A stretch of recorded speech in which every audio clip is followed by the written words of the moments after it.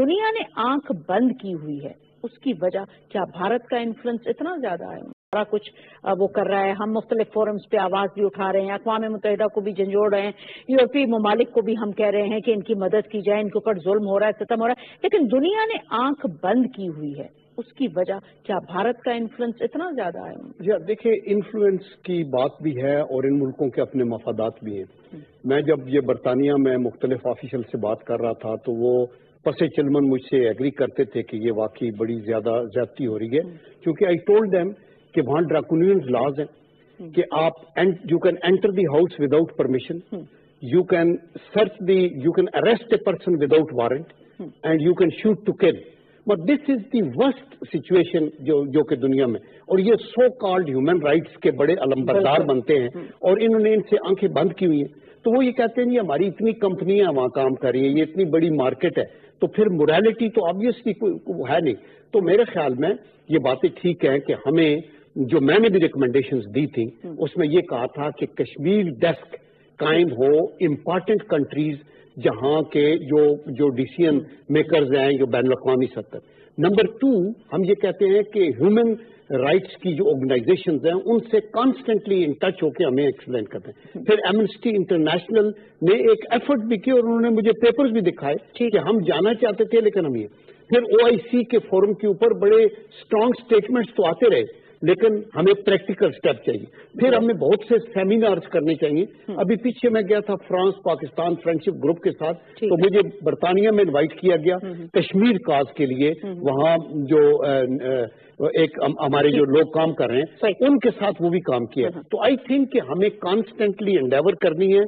دنیا کا ضمیر خوابیدہ اس لیے ہے کہ ان کے ڈبل سٹینڈرڈ ہیں اور ان کے اپنے جو معیار ہیں وہ اس کے مطابق ڈبل سٹینڈرڈ ہیں جی دنیا کے، اس لیے دنیا جو ہے علی رضا سید کر رہے ہیں چونکہ یہ کشمیر کونسل کی یورپی یونین کے چیئرمین ہیں۔ لون صاحب آپ کے ساتھ بیٹھے سیکرٹری اطلاعات ہیں حریت کانفرنس کے، دیگر بھی کئی ایسے فورمز ہیں، اور ہمیشہ جب کشمیری بھائیوں کی بات ہوتی ہے تو ایک طرف تو پاکستان تو بلا شبہ اپنی پوری ایفرٹ کر رہا ہے، جو ان لوگوں کے حصے کی ایفرٹ ہے جو یہ کر رہے ہیں ساتھ لے کے چلنا چاہتے ہیں، لیکن جو مخیر حضرات کشمیری ایسے لوگ جو پوری دنیا میں بیٹھے ہیں ان میں سے ایک جیسے علی رضا سید صاحب ہیں جو انہوں نے کہا وہ اپنے تئیں جس لیول پہ کام کرے، تو یو تھنک کہ یہ level is enough, us level سے آگے بڑھ کے ان کو بھی جو ان کے لوگ ہیں اپنا انفلوئنس کرنا چاہیے؟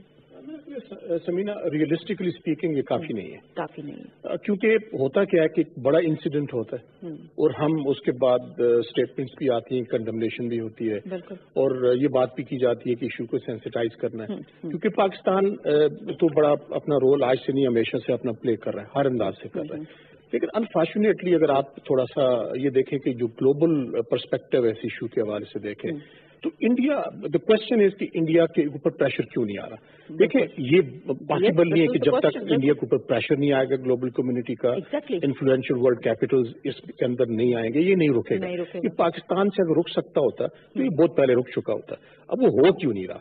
وہ اس لیے نہیں ہو رہا کہ اب انڈیا دیکھیں امبولڈن ہوا ہے، ایک کے بعد دوسرا گلوبل لیڈر وہاں کا وزٹ کر رہے ہیں۔ ہمارے دوست ممالک بالکل ہر ایک کو رائٹ ہے، جو ڈپلومیٹک ٹائز ہیں وہ بڑھانے چاہیے ان کو، ہمیں اس پہ کوئی اعتراض نہیں ہے اگر سعودی عربیہ یا یونائٹڈ عرب ایمریٹس یا ایران یا باقی جو مسلم ممالک ہیں انڈیا سے تعلقات اگر وہ بڑھانا چاہتے ہیں تو ہمیں اس حوالے سے کوئی آبجیکشن نہیں ہے، لیکن پرابلم یہ ہے کہ آپ اس وقت جو کشمیر کاز ہے پاکستان کے علاوہ میں سمجھتا ہوں مسلم ممالک کے اندر کوئی دوسرا ایسا انفلوئنشل کیپٹل نہیں ہے جو اس کشمیریوں کی آواز کو آگے لے کے جائے۔ اگر آپ OIC کا دیکھیں تو ایک سٹیٹمنٹ آتی ہے کہ فیکٹ فائنڈنگ مشن کو موقع دینا چاہیے۔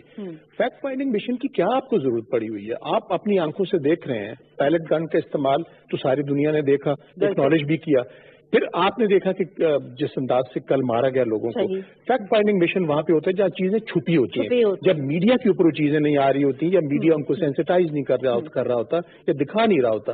ایون اگر آپ آج کا انڈین میڈیا بھی دیکھیں تو ہندوستان ٹائمز اور ٹائمز آف انڈیا جیسے انفلوئنشل اخبارات نے یہ تمام کیجویلٹی فگرز دیے ہوئے ہیں اور انہوں نے یہ بھی لکھا ہے کہ کس انداز سے پوری ویری پیرالائزڈ ہے پتا نہیں ہے، لیکن پرابلم یہ ہے کہ جو اکنامک انٹرسٹ ہے مختلف ممالک کی اس وجہ سے کشمیریوں کی پلائٹ کے حوالے سے اتنی فورسفل آوازیں نہیں اٹھ رہی مسلم ورلڈ سے جتنی اٹھنی چاہیے۔ تو میرا خیال ہے ہمیں باقی دنیا کے ممالک سے پہلے اپنے مسلم برادر ممالک سے بات کرنی چاہیے کہ ہمیں ایک یونیفائڈ اسٹینڈ لینا ہے. اگر پاکستان پیلسٹینینز کے لیے اسٹینڈ لے سکتا ہے تو وائی ناٹ کشمیریوں کے لیے آواز بھی مسلم ورلڈ سے اٹھنی چاہیے. بالکل ٹھیک. عبدالحمید صاحب، بات ہوئی صحیح اپروچ کی اور ہیومن رائٹس کی. اس پہ میں آپ سے بات کروں گی کہ کون سی ایسی صحیح اپروچ ہے یا ایسے ایریاز ہیں جس کے اندر ہمیں کام کرنا چاہیے. لیکن مجھے بڑی معذرت کے ساتھ ایک بریک کی جانب بڑھنا ہے. بریک کا کہا جا رہا ہے، بریک سے جیسے ہی واپس آتے ہیں تو یہ سوال میرا آپ کے ساتھ. جناب صاحب، جو بات انہوں نے کہی کہ ہمارے پاس جب تک کہ خود نہیں جائے گا، یہ ایک دفعہ پہلے بھی ہماری ایک ڈسکشن ہوئی تھی تو ان میں بھی یہ کہا گیا تھا کہ جس طرح سے کہ پاکستانی پارلیمنٹیرینز گئے پوری دنیا میں اور انہوں نے وہاں جا کے مختلف فورمز سے بتایا، اسی طرح سے کشمیری بھائیوں کو جیسے ان کی بھی آواز سے لگ رہا ہے کچھ یہ بھی اس کو کرنے کی ہیلپ کرنے کی پوزیشن میں ہے جو یورپ اور امریکہ میں بیٹھے ہوئے کشمیری. تو کیا ہی یہ اچھا ہوتا کہ اگر ڈو یو تھنک اس سے کیس آپ کا ویک ہوتا یا اسٹرانگ ہوتا؟ کیونکہ کئی کشمیری بھائیوں نے یہ بھی کہا کہ ہمیں بھی اس میں پاکستان کو ساتھ لے کر جانا چاہیے تھا، جو کشمیری مختلف آوازیں ہیں جو یہاں بیٹھی ہیں اپنی آواز وہاں ڈائریکٹلی بلند کرنے. دیکھیں، بنیادی بات یہ ہے کہ یہ جنگ ہے ڈپلومیسی کی. صحیح.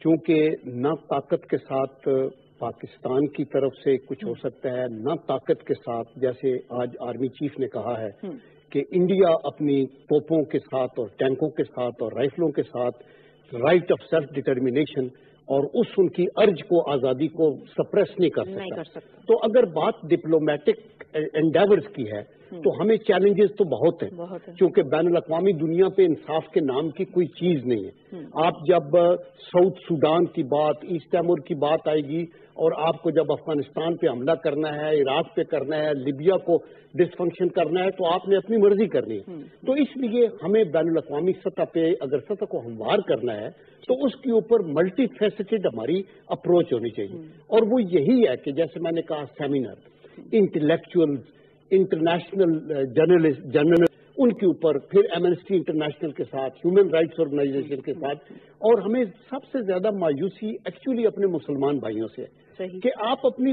بھلے تجارت کریں، اپنا بہت تعاون بھی کریں، لیکن خدا کے لیے اپنے مسلمان بھائیوں کے خون، بیکاز آج ان کی باری ہے، کل آپ کی باری ہوگی. اور یہ جو اسٹیج ہے، اگر یو این کے چارٹر کے اوپر اب سب کا ایمان ہے اور سب ہم سگنیٹریز ہیں، اگر ہم جنیوا کنونشنز کو مانتے ہیں تو پھر کیوں ہاسپٹلز کے اوپر اور لوگوں کے گھروں کے اوپر اور سول پاپولیشن اور نہتے لوگوں کے اوپر یہ قتل و غارت ہو رہی ہے؟ تو اس لیے آئی تھنک کہ ڈپلومیٹک فرنٹ کے اوپر ہم زوردار طریقے کے ساتھ اس کو اجاگر ہیں.